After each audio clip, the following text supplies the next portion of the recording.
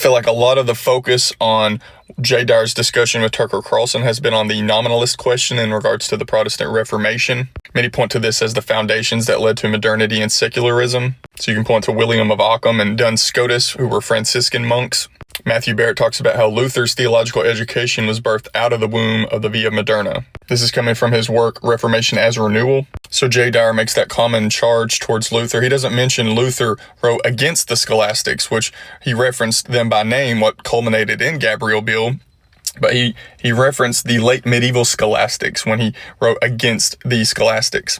And Barrett says Luther went from skeptical to critical of this Via Moderna soteriology that he had been fed, and that it was not only incompatible with the Pauline anthropology and soteriology, but the root cause of his frustration with the late medieval system.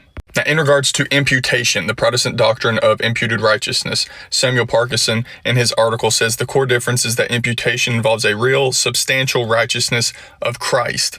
And he says, while nominalism views righteousness as a mere concept or label. For nominalism, God's declaration of a sinner as righteous might be based on his arbitrary decree. In contrast, the doctrine of imputed righteousness argues that God's justice is rooted in the substantial reality of Christ's obedience and death, which is a real, albeit alien, righteousness imputed to the believer. Jordan Cooper's response, he says the Christian's righteousness is not merely a divine declaration based on nothing. Cooper says that it is simply a divine declaration of righteousness that is based on something that is very much real, and that is the righteousness of Christ. And he brings up that in this understanding that develops the vicarious satisfaction, God in fact could not.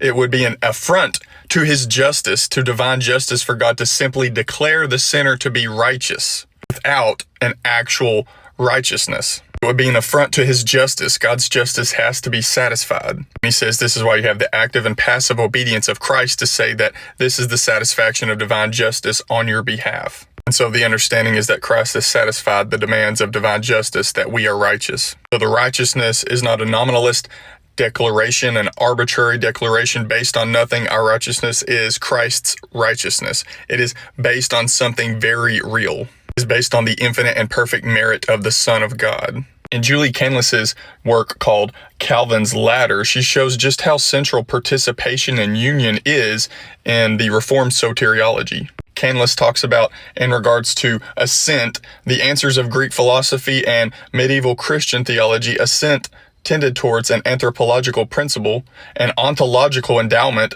revitalized and restored by Christ. CANLIS says Calvin dislodges assent from anthropology and relocates it to Christology. Faith is the instrument in which you receive Christ, and Christ is your justification, the forensic that grounds the participatory aspect, but both are based on union with Christ. On Miles' recent video on Canon and Creed, he responds to J. Dyer's charges, and here he talks about the Holy Spirit who unites us to Christ is uncreated. The renewing effects he produces within us are created. Jeffrey Finch, in his work on partakers of the divine nature, in his section responding to the Neo-Palamite school's understanding in the divides in the East and West, he says, the West attempts to express the transcendent communicability of God by distinguishing between God's uncreated agency in the soul and its created fruits. The West's conception of grace implies the idea of causality, grace being represented as an effect of the divine cause. And in Eastern Orthodoxy, they believe that it is in creation alone that God acts as cause. Grace, on the other hand, is the presence of the uncreated and eternal light, the real omnipresence of God in all things. Back to Miles's video in response to J. Dyer, he says, you can argue why spirit-wrought union with the incarnate Christ doesn't qualify as real participation, but you can't just define participation according to your own later metaphysical framework. So he says that you can't just say that the Reformed deny participation when the entire framework rests upon participation. He says that's totally different than arguing that the Eastern Orthodox metaphysics provide a better account of true participation. That's a whole different argument. So imputation involves a real substantial righteousness of Christ, not a nominalist label. Matthew Barrett actually argues that the Reformers were actually pushing back against the late medieval scholastics, and that they were retrieving the Thomistic realism and Augustinian soteriology. Imputation involves a real substantial righteousness of Christ, not a nominalist label. The whole framework of the Reformed is based on participation, and that faith is the instrument in which you receive Christ, union with Christ, and his righteousness is imputed to you.